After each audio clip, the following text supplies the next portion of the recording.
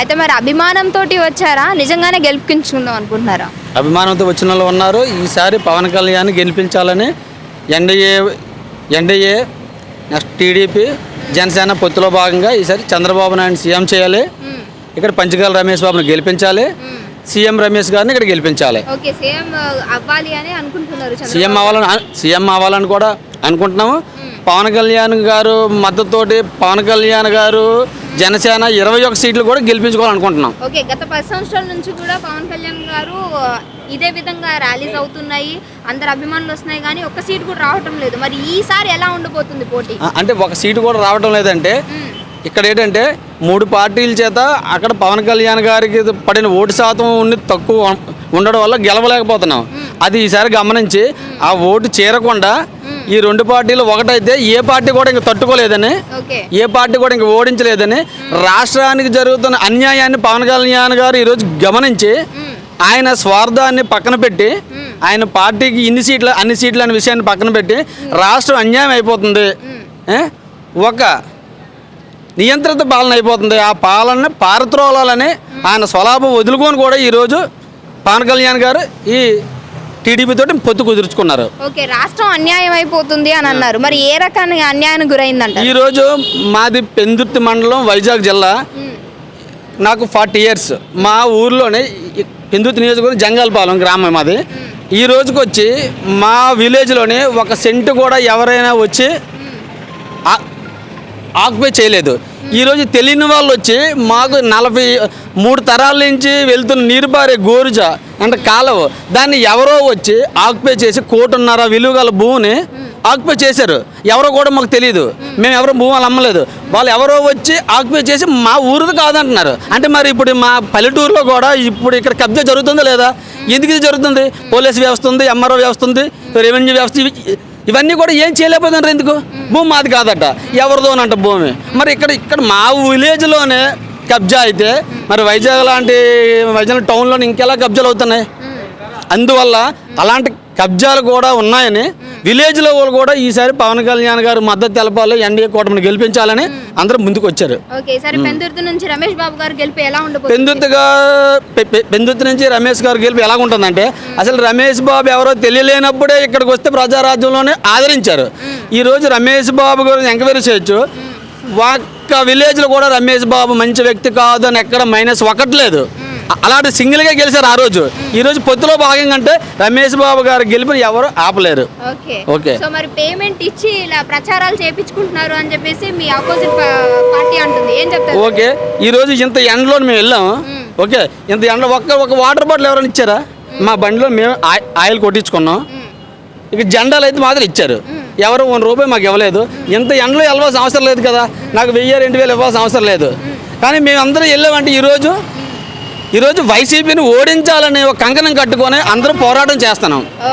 నేను భవన నిర్మాణ కార్మికుడిని. ఒక ఎలక్ట్రికల్ పేమెంట్ అనేది ఎవరు ఇస్తారు? మనం స్వచ్ఛందంగా వస్తాను, కానీ అలాగైనట్లయితే వైసీపీ వాళ్ళు కూడా పేమెంట్ ఇచ్చే చేస్తున్నారా? కాదు కదా, ఎవరు స్వచ్ఛందంగా వాళ్ళు అభిమానంతో వచ్చి ఈరోజు ఎలాగైనా సరే పవన్ కళ్యాణ్ గారి నేతృత్వంలో అతనే అటువంటి వ్యక్తి, ఒక ఎజెండా ఉన్న వ్యక్తి, టీడీపీ వాళ్ళతో పొత్తు పెట్టుకొని ఈరోజు రాష్ట్రంలో జరుగుతున్న అతను ఎప్పటి నుంచో పోరాడుతున్నారు. అదొక విషయం. అయితే రైతులకు కానీ భవన నిర్మాణ కార్మికులకు కానీ ఎటువంటి ఈరోజు ఏమీ లేదు, పని ఒకరోజు ఉంటే ఒకరోజు ఉండే పరిస్థితి లేదు. కాబట్టి అతనే ఆ విధంగా ముందుకు వచ్చినప్పుడు మానాటలం కూడా అతను సపోర్ట్గా వెళ్ళకపోతే దాంట్లో అర్థం లేదు. ఇంతకుముందు అతను ఒక్కరే వెళ్ళారు. ఇంతకుముందు ఎలక్షన్లో పోటీ చేయకపోయినా టీడీపీకి మద్దతు ఇచ్చినా సరే, తర్వాత సింగిల్గా పోటీ చేసినా సరే కొన్ని ఓట్లు తెచ్చుకోగలిగాము.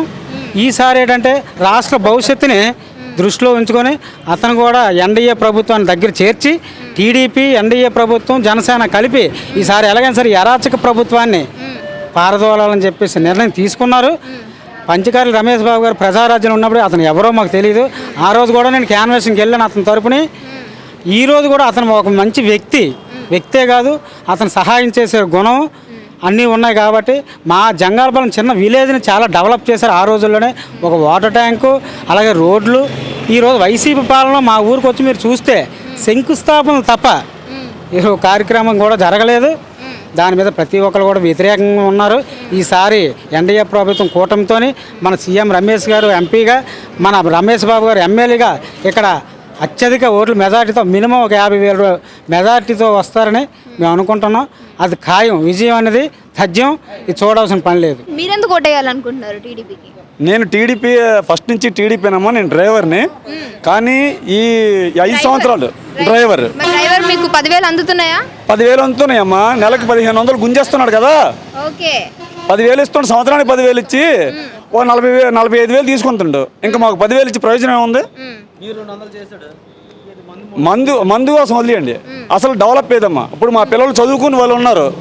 ఐటీ మీ పిల్లలకి అమ్మఒడి వస్తుంది, ఈ సంవత్సరం రాలేదు. అమ్మఒడి వస్తుంది. ఎందుకమ్మా అమ్మఒడి వస్తే ప్రాబ్లం ఏముంది? ఇప్పుడు విద్యా వైద్యం ఫ్రీగా పెట్టమనండి, అమ్మఒడి అవసరం లేదు. జనాలు ఆశపడదు కూడా సంక్షేమ పథకాలు, ఆ పథకాలన్నీ కూడా అందించారు కదా. ఎవరు కొంతమ్మా? మధ్యతరగతి తోటి సిరిగిపోతున్నాడు, పేదోటి 4 కొంతుంది, మధ్యతరగతి తోటి 10 మంది చచ్చిపోతున్నారు. ఎక్కడ విపరీతమైన ధరలు. పామాయిల్ ప్యాకెట్ 2014 నుంచి 19 లోపు 49 రూపాయలు ఉండేది, ఇప్పుడు 200 రూపాయలు. అంటే ఎంత అయింది? 150 రూపాయలు పెరిగింది. ఇలాంటి అమ్మఒడులు ఎన్ని ఇవ్వచ్చు? అంతే కదా. మనం జెన్యూన్గా ఆలోచించండి ఒకసారి. చంద్రబాబు నాయుడు ఆదేశాల మేరకు ఎన్డీఏ కూటమికి పంచకర్ల రమేష్ బాబు గారి సహకారం అందించడానికి ఈ రోజు నేను ర్యాలీకి వెళ్ళాను.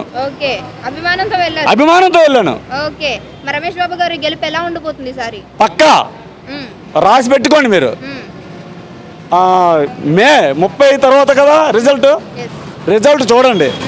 50,000 మెజారిటీ, 100% పక్కా, ఖచ్చితంగా. మరి ఈసారి రమేష్ బాబు గారి గెలుపు ఏ విధంగా ఉండబోతుంది? జై జనసేన. నా పేరు పిన్నింటి పార్వతి, 94వ వార్డు అధ్యక్షురాలు. నేను జనసేన పార్టీలో ఇప్పటికి నేను 6 సంవత్సరాల నుంచి పనిచేస్తున్నాను. ఈరోజు మనం ఆనందించవలసిన విషయం ఏంటంటే, ఆంధ్ర రాష్ట్రాన్ని బాగుపరచడానికి ఎన్డీఏ కూటమి పెట్టి 3 పార్టీలు కలిసి ఈ రాక్షస పాలన బయటికి పంపించడానికి చేస్తున్న ప్రయత్నంలో మా వంతు భాగంగా మేము కూడా పనిచేస్తాం. అదేవిధంగా ఇప్పుడు బీజేపీ పాలనలో జరుగుతున్నంటే బీజేపీ నుంచి సెంట్రల్ నుంచి వచ్చిన పథకాలు, గ్యాస్ స్టవ్లు అవనివ్వండి, ఇప్పుడు ఉజ్వల పథకం కింద వచ్చిన గ్యాస్ స్టవ్లు అవనివ్వండి, కొలాయిలు అవనివ్వండి, అలానే ప్రతిదీ కూడా ఇప్పుడు స్కీములు ఉన్నాయి. మన 1,85,000కి కూడా 1,85,000 సెంట్రల్ నుంచి వస్తుంటే ఇప్పటి వరకు ఈ జగన్మోహన్ రెడ్డి దొంగ బూటకు నాటకాలు ఆడి అది సెంట్రల్ నుంచి వచ్చిన ఏది కూడా బయట పెట్టకుండా చాలా దాపేరకం చేసి ప్రజలు మోసం చేశాడు. ఈరోజు ఈ ఎన్డీఏ కూటమి వల్ల ప్రజలు బాగుపడతారని మేము మర్యాద అంటే మాకు వచ్చిన అవకాశాన్ని బట్టి మేము వాళ్ళు చెప్తున్నాం. ఈ కూటమి వల్ల ప్రజలు, ఆంధ్ర రాష్ట్ర ప్రజలు బాగుపడతారని మేము నమ్ముతున్నాం. అదేవిధంగా మన బీజేపీ పార్టీ సీఎం రమేష్ గారు 7 నియోజకవర్గాల్లో కూడా మన ఇక్కడున్న మా బీజేపీ నాయకులు గౌరవనీయులైన మా గొర్రెల రామనాయుడు అన్న అవనివ్వండి, అలానే మండల అధ్యక్షులు అవనివ్వండి, మాతో పాటు జనసేనతో పాటు ఎప్పుడు ఉమ్మడిగా కలిసి ఉంటూ చాలా కార్యక్రమాలు చేస్తూ బీజేపీని ఆంధ్రప్రదేశ్లో అంచెలంచెలుగా ఈ రామనాయుడు గారు వాళ్ళు చాలా వరకు తీసుకెళ్లారు. మా జనసేనతో ఉమ్మడిగా మేము కూడా పనిచేస్తున్నాం. రానున్న రోజుల్లో ఎన్డీఏ ప్రభుత్వం గెలుస్తుంది. సెంటర్లో సీఎం రమేష్ గారి జెండా ఎగురుతుంది. మోదీ గారు ప్రధానమంత్రి అవుతారు, సీఎం గారేమో చంద్రబాబు నాయుడు గారు అవుతారు. మా పవన్ కళ్యాణ్ గారు కీలక వ్యక్తి, మొత్తం ఆంధ్ర రాష్ట్రానికి కీలక వ్యక్తి పవన్ కళ్యాణ్ గారు అవుతారని ఈ సభాముఖంగా మేము ఆశిస్తున్నాం. సో మరి ఇదివరకు కూడా పవన్ కళ్యాణ్ గారు జనసేన తరపున పార్టీ పెట్టడం జరిగింది, కానీ అభిమానంతో వచ్చారే కానీ ఆయన గెలుపు ఎప్పుడు మనం చూడలేదు. మరి ఈసారి ఎలా ఉండబోతుంది? గెలుస్తారంటారా? గెలుపు అన్నది నిజంగా ఆంధ్ర రాష్ట్రానికి ఈరోజు 175 నియోజకవర్గాల్లో కూడా ఆంధ్ర ప్రజల కోసం 21 సీటు కోసం వంగిన వ్యక్తి, త్యాగం చేసిన వ్యక్తి, ఏకైక వ్యక్తి పవన్ కళ్యాణ్ గారు. ఇది ఆంధ్ర రాష్ట్ర ప్రజలందరూ, నిజంగా చెప్తున్నాను, ఆంధ్ర రాష్ట్ర ప్రజలందరూ కూడా గమనిస్తున్నారు ఈ విషయాన్ని. ఒక 175 సీట్లలో 21 సీట్లకు వచ్చి మళ్ళీ ఆ వచ్చిన సీట్లలో మాకు వచ్చిన 30లో బీజేపీకి ఇచ్చి, బీజేపీలో ఎన్డీఏలోని పొత్తు తీసుకొని మన తెలుగుదేశానికి కూడా బలం ఇచ్చి తెలుగుదేశాన్ని సపోర్ట్ తీసుకొని ఆంధ్ర రాష్ట్రం బాగుపడే యోచనలో పవన్ కళ్యాణ్ గారు చేసినప్పుడు ప్రజలు పవన్ కళ్యాణ్ గారు నమ్మి ఈసారి మాకు 21 సీట్లు వచ్చినా సరే పవన్ కళ్యాణ్ గారు కీ రోల్ అవుతారని, అలానే మోదీ గారు పవన్ కళ్యాణ్ గారికి ఎంత వేటిస్తారో కూడా మా జనసేన నాయకులందరికీ తెలుసు. ఈ 175 నియోజకవర్గాల్లో ఏకైకంగా మా పెందుర్తి నియోజకవర్గాన్ని మేము బీజేపీ, తెలుగుదేశం ఇంతవరకు కూడా ఒక సింబల్ అక్కడ గెలుస్తుంది అనే ఆలోచనలో ప్రపంచానికి చూపించేలాగా ఈరోజు పెందుతు నియోజకవర్గం కనిపిస్తుంది.